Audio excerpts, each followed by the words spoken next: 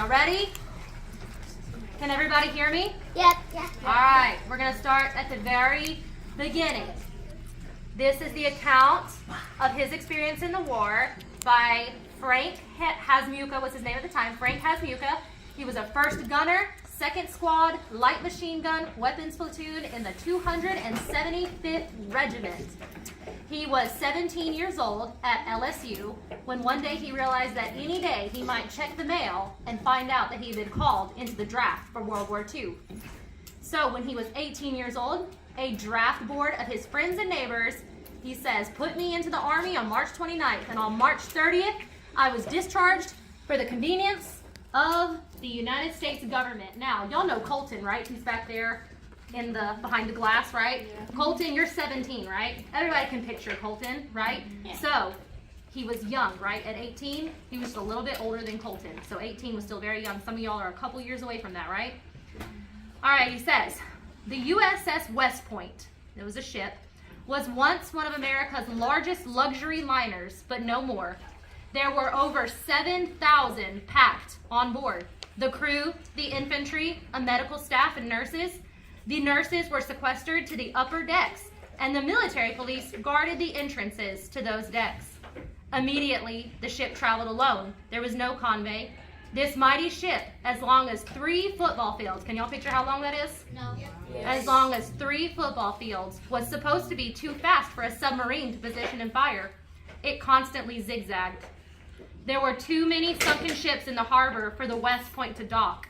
We were quietly ferried ashore secretly in landing craft in the darkness so that spies could not count us. For several days, we unpacked equipment in the rain, and we slept in tents surrounded by a sea of mud churned 6 inches deep. Then we got onto tiny railroad cars. They were from World War I. They were vintage. The Germans had not destroyed or stolen them. Supposedly, these train cars could fit 40 men and 8 horses. Supposedly. We were 20 per car with our duffel bags, and we were miserable. We had found that we could sleep with our heads away from each other and our feet interlaced. A wind came through 1-inch cracks between wall boards, and the temperature was 15 degrees. We couldn't keep drinking water thawed. When our train finally stopped, it was dark, Christmas Eve. We marched towards the front, carrying everything that we owned, which was about 60 pounds. Here, the temperature was 10 degrees below zero, the coldest European winter in 50 years, and it was snowing. Merry Christmas. For a week, we were in reserve, and things were quiet, too quiet.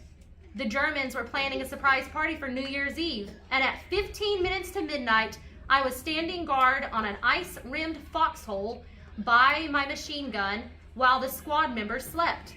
I was thinking how 5 hours later in Labousse, that's the little town that's like 5 minutes down the road that way, right? The little community of Labousse, that's where he was from. That 5 hours later in Labousse, people would interrupt their dancing to greet the new year in 1945. Then suddenly, along the 40-mile front, thousands of artillery shells lit the clouds on the horizon with a constant flickering pink glow. It looked and sounded like a row of summer thunderstorms, but something was wrong. The temperature was below zero. Someone at the front was getting clobbered. I just didn't know if it was us or if it was them. Throughout the night, we were jarred every 10 minutes by our own guns firing a few yards from beside our blankets into the German lines. After guard duty, we had rolled somebody else out of the blanket and moved further down from the howitzer. We got perhaps another hour of sleep. When we located him, Sergeant Raymond Stubby Stevem, our squad leader, he growled at us, "Where have you guys been? Make a light combat pack. Carry nothing you don't need, put your blankets in a squad roll, and get ready to move." Within an hour, we were on trucks moving toward this thing. The thing was the last German offensive against the Americans. It was personally planned and dubbed Operation Nordwind by Hitler himself. In the meager light of cat-eye headlights, we piled into trucks and jeeps. As we sped over bumps, we knew that this time we were definitely moving to the front. The windshields were down and our breath froze readily. The vehicle column stopped, and during the next hour of waiting, I felt the most miserable cold yet. We got off the jeeps and jogged in circles around them. The scene would have been ridiculous anywhere else. As the sun rose, we saw our surroundings. There were high slopes on each side.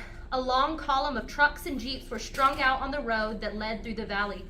On each side of the road were planted rows of trees over 75 years old. Those trees were doomed. Young Norwegian spruce trees are naturally picturesque, but the yellow hue of sunlight on their snow-spangled boughs painted a scene that was completely incompatible with the danger lurking around us. The deep silence seemed to shout. No one spoke.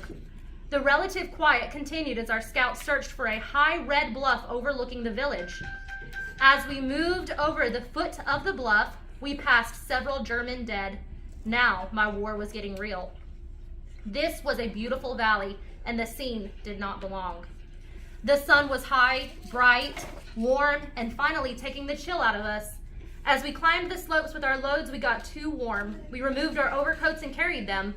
We still had on field jackets, several layers of wool clothing, and long underwear. At the top of the bluff was another cluster of German dead around a machine gun emplacement. They had been well positioned with good cover and concealment, but it had been futile. This was very upsetting to me since I was in the same profession as them. I turned my back on the bloody affair and moved 10 steps when I was startled and unnerved by an agonized cry behind me. Matthews, just ahead of me, wheeled around as pale as a ghost. He probably reflected my own appearance. One of the men we had thought dead was calling out Hilfe, which meant help. We called for a medic, but we had to move on. The cries kept echoing in my head, and now I was definitely sick, but my stomach had been empty for over 18 hours. A cure came quickly. With a surprising roar, a single plane came from the west, and I heard it sputter. "Take cover," someone shouted. Cover with what? From a worm's eye view, I noted black crosses under its wings. It vanished over Weitersburg. None of us were where it fired, not even our lead scouts. More misfortunate Germans, perhaps? I did not see it again. We were hastily thrown into the Vosges Mountains at the German border near Switzerland. We were further south than any of the other Allied troops. These mountains were only 300 above the valleys, but every step forward required a step up or a step down, and a misstep would slide you down an icy slope until you were lucky enough to hit a tree. There were remnants of old World War I trenches. There were logging trails carved into the hillsides were the only flat ground, and we later had to fight for these. I was in Company A, about 160 men. Orders put us on Angelsberg Mountain, called Angels Mountain, a heck of a name for a place where over 40 men would be killed or wounded on each side. There were no friendly troops for a mile on either side of us. A friendly village was 2 miles behind us. Germany was 1.5 miles ahead. We were too far and too few. It was overcast and beginning to snow. We pressed along a narrow trail into Angelsberg's side. It was definitely a one-way for vehicles and wagons, and while we passed, First Lieutenant David Scobie pressed ahead of the column.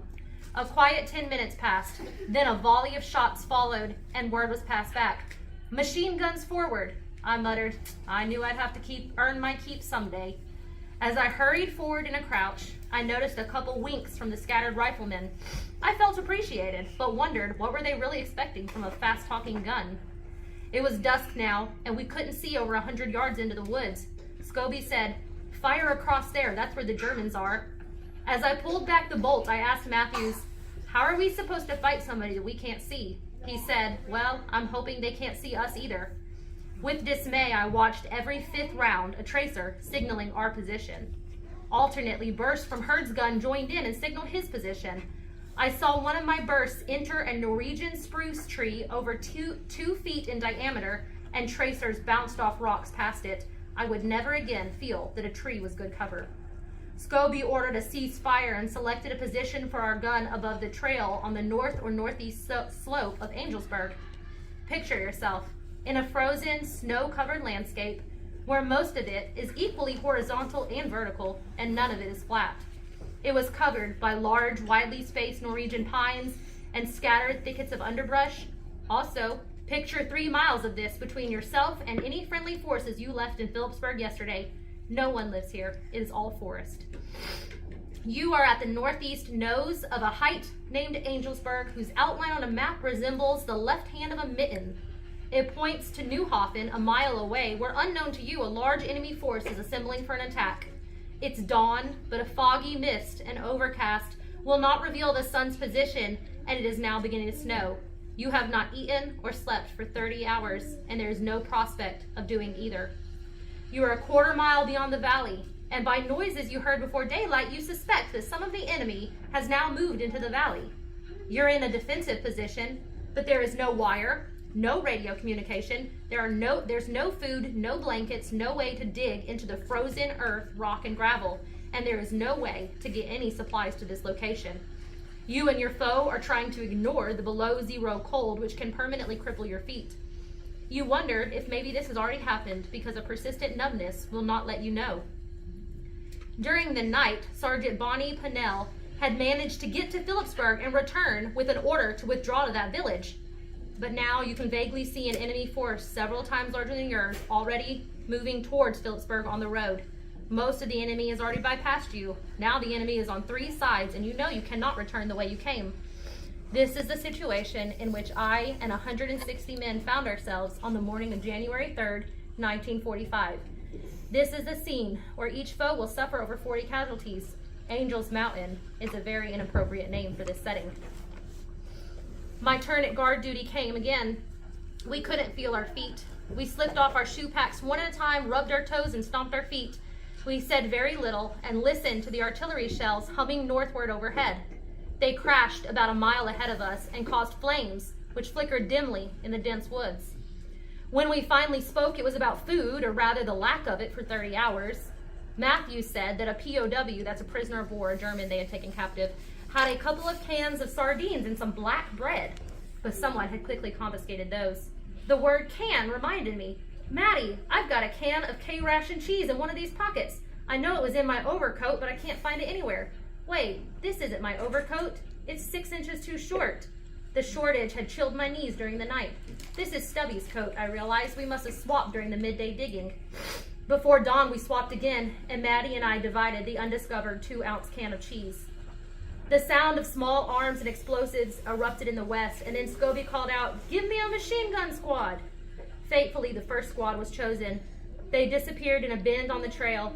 That was the last time I saw them, except for Smith. I had spent most of my time with these men since May. Minutes later, as we waited impatiently, German guns seemed to press southward around our left flank. It was impossible for me to judge how far away the encounter was, because every one echoed at least twice in some confusing direction. Echoes came rapid. They seemed to be everywhere all the time. Shortly after this activity ceased, Captain Dorsey came running from that direction. During the night, he had attempted to bring 2 jeeps bearing food and ammunition to Company A, but both of the jeeps had gotten stuck on the trail. Breathless, he stopped, and he said, he stopped by my gun and said, "They got one of our men." Dorsey called up the ridge, "Who?" And Milheiser as he hurried down, "Smithy," was the reply. That was the one man that had survived from the previous ones that were sent out. Shot through the head and never knew what hit him. Matthews and I looked at each other, but we couldn't say anything. We knew Ned Smith was married and he had 2 young children, aged 2 and 5. He was 22 years old, but he looked so much younger that when his first child was born, he was ejected from the maternity ward because no one under 16 was allowed. In moments, Milheiser ordered the withdrawal of Company A to the west. He and several riflemen went on the trail, and at some point we were ordered to follow. Scarcely had we entered the trail when an order was passed back. "On your elbows, crawl, pass the word." The trail was glazed, frozen gravel. The 32-pound gun was resting on my elbows, and it was hard to move forward, especially when my toes could not get traction and propel me on the glaze. My elbows did most of the work. As the worm-like procession inched ahead, Milheiser paused to check the progress as others moved by. I was in the best physical shape of my life, but the pace exhausted me. We stayed 10 paces apart. We had crawled around the body of Smith, the father of 2. He had recently given $70 a month, $70 a month and a half of a private's pay for a Swiss watch.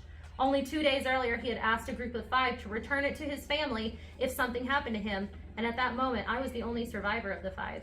But circumstances did not allow me to remember his wish. Also, subsequent events prevented any opportunity to deliver personal items to the States. As we continued, a shot rang out just ahead of Millheiser. A lone Kraut, possibly rear guard or sniper working overtime, had fired at Garcia and missed.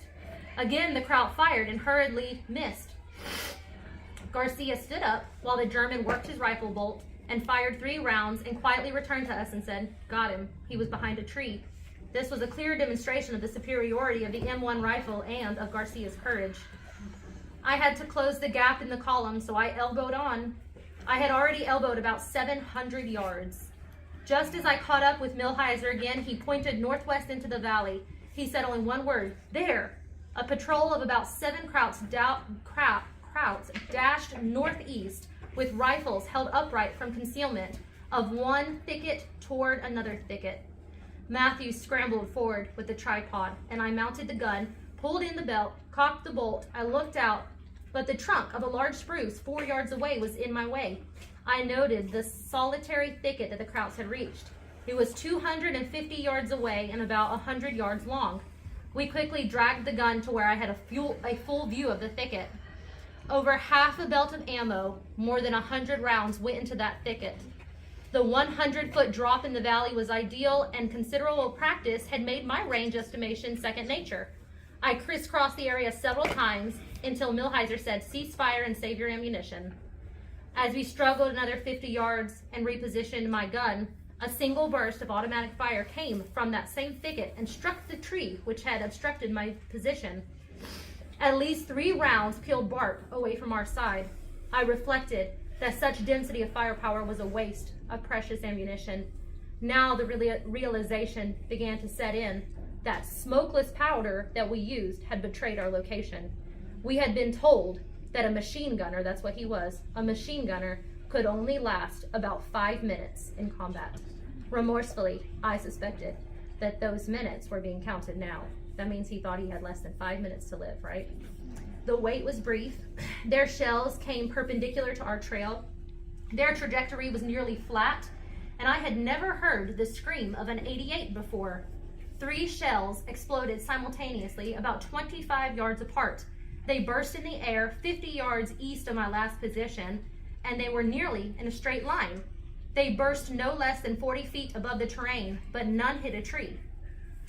The man shooting laid a recognizable left-to-right pattern that I watched apprehensively. Echoes across the valley merged with new explosions. In less than 30 seconds, this was repeated, but closer over my previous position. The middle one burst over the trail. In each volley, some GIs were under the first 2 rounds. The next tree would be over us, and I thought back on my training. Something was wrong. They had said shells drop to the ground and spray shrapnel horizontally. That was how the wisdom went. So flatten yourself out to the ground when you hear them. But I wanted to shrink. Why were they bursting without hitting the trees or the ground? The next scream was louder, and I knew that these were mine. As I contemplated the 3rd volley, I realized that the way I was trained to lay as flat as possible was wrong. I rolled into a ball and wished that I was only a dot. The 8 shell burst immediately above the gun, and I felt a sledgehammer blow to my right thigh. I turned and spoke to Foley. He was face down and he didn't answer. I shook him without response. His head had been between my feet before I rolled into a ball because the trail was so narrow, and beside his head was a shrapnel gouge in the packed frozen gravel, large enough to nest my helmet in. That was where my foot had been. I shivered. I didn't know if Foley died there or if he was knocked out, but later Matthews wrote and said, "I guess you know that Foley got it," and I saw his name on the honor roll. The date was maybe wrong. I shall never forget how badly he wanted to go home. I lost my spot, y'all. Nearby, Millheiser rose and shouted, "Everybody over the ridge, pass the word." The shelling continued and the tree bursts took their toll. I stood up, but I had no feeling below my right hip. I staggered and my helmet fell over the edge of the trail. I watched it roll more than 50 feet down a 45-degree slope and decided I would not bother to retrieve it in this war. I still had my wool cap on. I looked around and there was Dorsey again. I asked, "Am I hit or not?" He said, "Did you have a hole in your coat?" I said, "No." He said, "Well, you do now." Matthews and Coppola carried the gun over the ridge, and I hopped behind on one foot. Suddenly, feeling returned to my leg without pain, but it would not support me. Staff Sergeant Alleghi was heavily loaded, yet he helped me over the ridge. I was very saddened to later find his name on the honor roll. Shortly, a wonderful sight appeared ahead of me, a column of 2 POWs carrying an empty stretcher. I had never seen more welcome Germans in my life. After more than an hour of this, I began to realize that I and my helpers could not get out this way. The terrain was either up or it was down, and both were difficult. The column moved cautiously for 16 hours.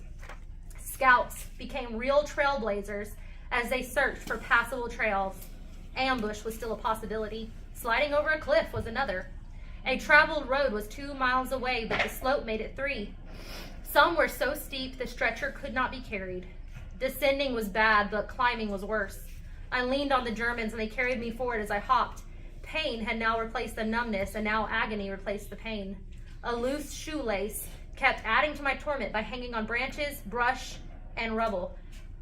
During a pause, I attempted to tie the lace, but I couldn't pick up my leg. One of the POWs hastened to the need, and I managed to say Dankeschön, which is German for thank you. This brought a torrent of questions from the POWs who had been silent the whole time. One of our men who knew German spoke to them.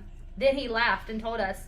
He said they want to know if they will be sent to America. I told him we would all like to be sent there. All GIs within earshot chuckled, and the POWs joined in. I had not heard laughter for days. The column moved carefully with many pauses. Darkness fell, and on a very steep slope covered with underbrush, we fell and slid about 40 feet before stopping. I landed on top of one of the POWs and under the other. Garcia was somewhere above us without a light, calling to us. The POWs hastily answered before I could. Finally, we descended to the road where ambulances were waiting. At the evacuation hospital, a weary medical officer filled out our papers. "How old are you?" he asked. "Well, what time is it?" I asked him. With a frown, he said, "It's 1 o'clock in the morning. Why?" I said, "I'm 19, but an hour ago I was 18. As he resumed writing in the dim light, I detected a smile where a frown had been. Anesthesia and weariness took me into 36 hours of sleep. I was on a long line of operating tables about 4 feet apart. It now reminds me of a scene from the television show MASH. Doctors were removing shrapnel from an officer's back on the table beside me. A medic came to me with a hypo of sodium pentothal, fit for a horse, and said, "Start counting." I remember counting to 7. I woke up in a body cast and in a hospital, but I did not know where. I asked a nurse who saw me awaken what day it was. "January 5th, she said. "What happened to January 4th? She said, "You slept through your birthday. Are you hungry?" I said, "Very much." She hurried away, but before she could return, I slept for 12 more hours. I had eaten 1 ounce of cheese in 3.5 days. I'd be hungry right there. But I wanted to sleep more than I wanted food. I suppose that is what exhaustion is, but I have heard of worse. After 36 hours of sleep, I was able to stay awake. The dedication of the nurses near the front was superb. Patients were sheltered in heated buildings, but in sub-zero weather, the nurses slept outside in tents. That would be cold, huh? In the somber atmosphere where dying continued, they tried to make us laugh. For many patients, nighttime was a routine of nightmares. Usually someone was screaming about approaching tanks, and then the lights would come on and the ward boys would calm the wide-eyed victim. All the awakened patients understood and said nothing. Some of us had a red ribbon on the foot of our bed. It meant that a penicillin shot was to be given every 6 hours for a suspected infection. I received 120 shots. The drug was new, and it was so scarce that the recipient's urine was collected to recapture the penicillin to use again. Nearly all the penicillin in the United States was allocated to the military. Since December 11, I had received only 1 letter, which I had taken with me on the USS West Point. I now headed home. I moved through France and England to the States, and finally, I got a 30-day hospital leave from the Longview, Texas hospital, but I could not get home. I had come 5,000 miles from Angelsburg and couldn't make it the last 100. Bus routes between Shreveport and Natchitoches were flooded. There was 3 feet of water over the deck of the Murray Street Bridge between Alexandria and Pineville. Logs and trees were piling against it. There was fear it would be swept away. Water was pouring into Pineville through the traffic gap in the bridge. German POWs again were sandbagging against the threat. Bayou Marie backed up over the bridges and stayed that way for 2 weeks. The worst winter in 50 years had followed me home to the worst spring. When I finally returned home on May 12th, there were 34 letters on my bed and a full box of cookies. That was the end. And then he said, after writing it later, he said, I acknowledge that I only experienced the magnitude of the misery, not its duration. I am humbled in the presence of trailblazers who fought on and continued to survive for many more months under subhuman conditions.